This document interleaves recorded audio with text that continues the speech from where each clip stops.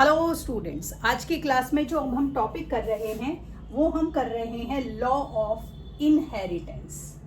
जो ये law of हमारा इनहेरिटेंस था, इसे हमारे जो साइंटिस्ट थे जॉर्ज मेंडल, उन्होंने हमें दिया था। तो जॉर्ज मेंडल का ये कहना था कि जब एक पेरेंट जनरेशन से जो भी कैरेक्टरिस्टिक्स या ट्रेड्स नेक्स्ट जनरेशन की तरफ ट्रांसफ़र हो रहे हैं, उनमें हमारा एक लॉ चलता है।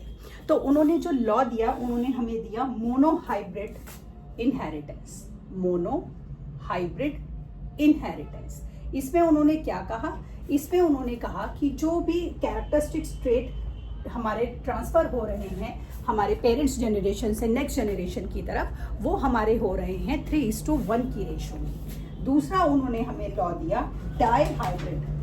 तो डाई हाइब्रिड में उन्होंने जो हमें रेशो बताई, वो उन्होंने क्या बताई?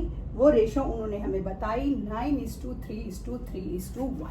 तो ये तो मैंने आपको सिर्फ एक सिंपल टेक्निकल रेशो बता दी। अब मैं इसको आपको समझा रही हूँ कि ये होता क्या है लॉ ऑफ इनहेरिटेंस। देखिए, आप सबको पता है कि जब आप मटर खाते हैं सर्दियों में, तो मटर जो होती है वो हरे रंग की होती है, ठीक है। तो मान लीजिए ये मेरी हरे रंग की मटर है, इसे मैंने ग्रीन पी बोल दिया, राउंड ग्रीन पी, ये राउंड है, ठीक है। अब आपने बहुत सारे अपने घर में सुना होगा, या जब आप छोले कुलचे खाते हैं तो कई बार वो जो छोले कुलचे होते हैं वो छोले ना होकर वो मटरा से बने होते हैं। ये मटरा क्या होता है? ये जो मटरा होता है ये मटर जैसा ही होता है, लेकिन ये पीले रंग का होता है। और मटर जो होती है वो हमारी बड़ी जल्दी खराब हो जाती है क्योंकि फ्रेश आती है, वेजिटेबल आती है। लेकिन मटरा जो होता है हमारे दालों की तरह होता है, पीले रंग का होता है।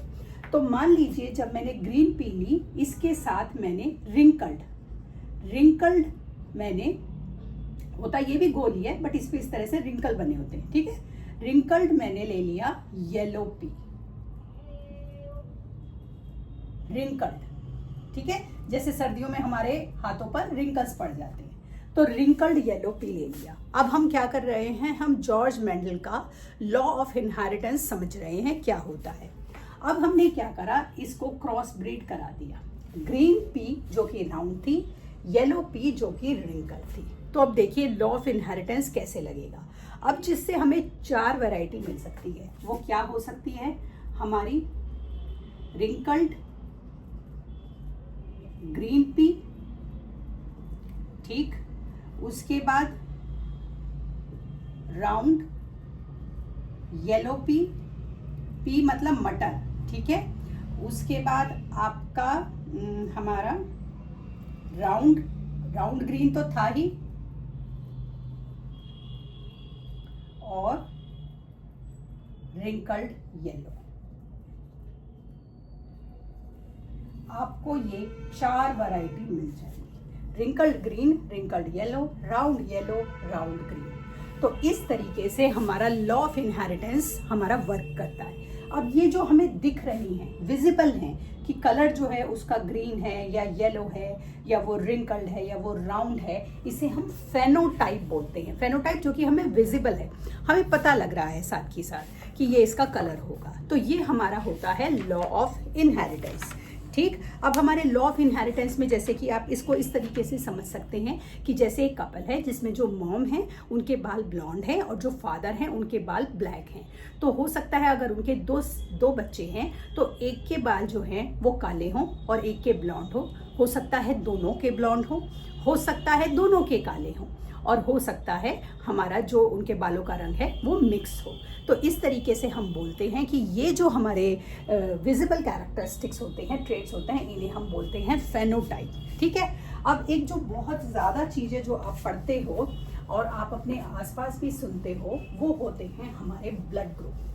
तो देखिए, जो मैंने अभी आपको बात बताई डोमिनेंट और रिसेसिव, जो मैंने कल की क्लास में भी आपको बताया था कि जो रिसेसिव ट्रेट्स होते हैं वो हमारी बॉडी में पड़े रहते हैं हमारी बॉडी में, लेकिन वो अपने ट्रेट्स नहीं दिखा रहे हैं, कि विजिबल नहीं हो रहे हैं। तो अब जैसे ब्लड ग्रुप जो होते हैं आप देखते हो वो 4 तरह के होते हैं। वो हमारे क्या होते हैं?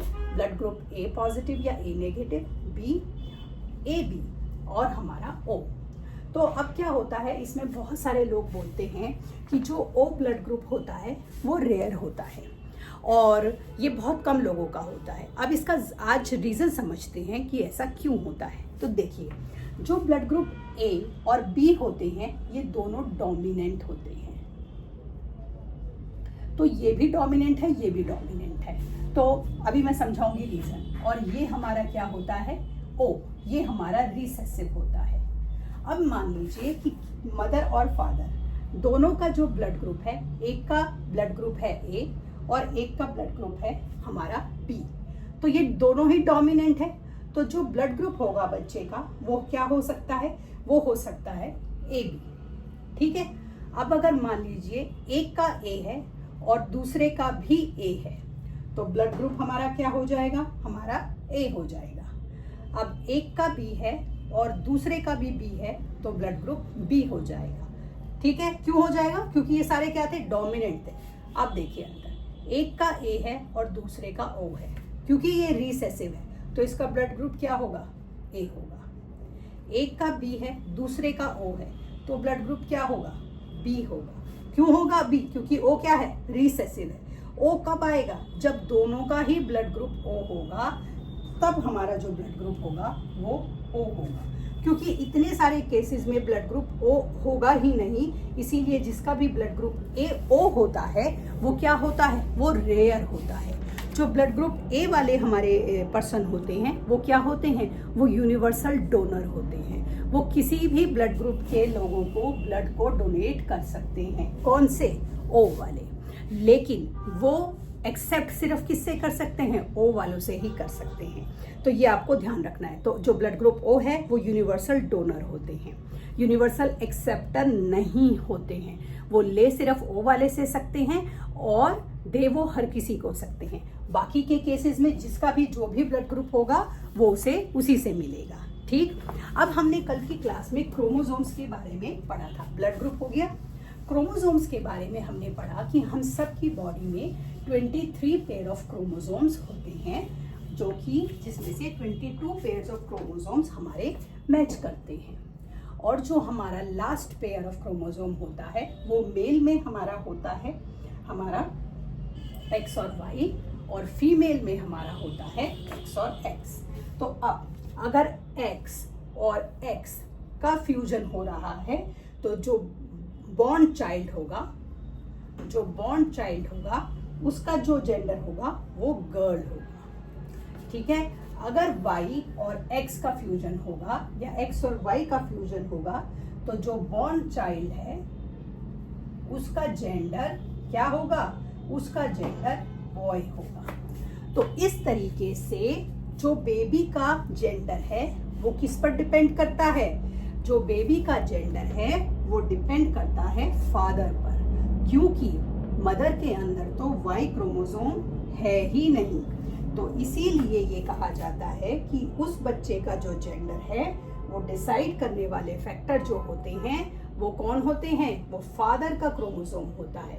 अगर फादर का Y क्रोमोसोम मिलेगा तो बॉर्न चाइल्ड बॉय होगा, और अगर फादर का X क्रोमोसोम मिलेगा तो बॉर्न चाइल्ड जो होगा वो हमारा क्या होगा, वो हमारा फीमेल होगा। तो X और X से फीमेल और X और Y से हमारा मेल। अब हमारे कुछ ऐसे ऑर्गेनिजम्स हमारे एटमॉस्फेयर में होते हैं या हमारे इकोसिस्टम में होते हैं जो कि टेम्परेचर में चेंज होने के कारण अपने जेंडर को चेंज कर लेते हैं। ये कमाल कैसे होता है, कुछ ऐसे एनिमल्स होते हैं जिनमें जो उनका जेंडर है, जेंडर डिटर्मिनेशन एनवायरनमेंट डिसाइड करता है। जैसे कुछ रेप्टाइल्स में जब वो एग को दे देते हैं तो जो इंक्यूबेशन होता है, जब वो हैचिंग करते हैं उस एग को अच्छे से कि उसके अंदर जो भी ऑर्गेनिज्म है वो डेवलप हो पाए, तो वो जो होता है वो हमारा टेम्परेचर उसमें रोल प्ले करता है। अगर जो हमारा टेम्परेचर है वो हाई इंक्यूबेशन होगा तो वो फीमेल ऑफस्प्रिंग होगा, और अगर वो मॉडरेट होगा तो वो मेल ऑफस्प्रिंग होगा। इसी तरह एक लीजार्ड होती है जिसे हम अगामा बोलते हैं। इसके अंदर अगर हाई इंक्यूबेशन टेम्परेचर होगा तो वो मेल ऑफस्प्रिंग होगा, और अगर मॉडरेट होगा तो वो फीमेल होगा। तो इस तरह से कुछ ऑर्गेनिज्म में हमारे जो एटमॉस्फेरिक टेम्परेचर है वो भी उनके जेंडर डिटर्मिनेशन में एक इम्पॉर्टेंट रोल प्ले करता है।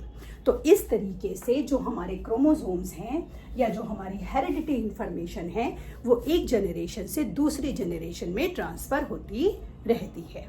तो आज की क्लास में इतना ही, आगे का टॉपिक कल की क्लास में करेंगे। तब तक के लिए शुभ रात्रि।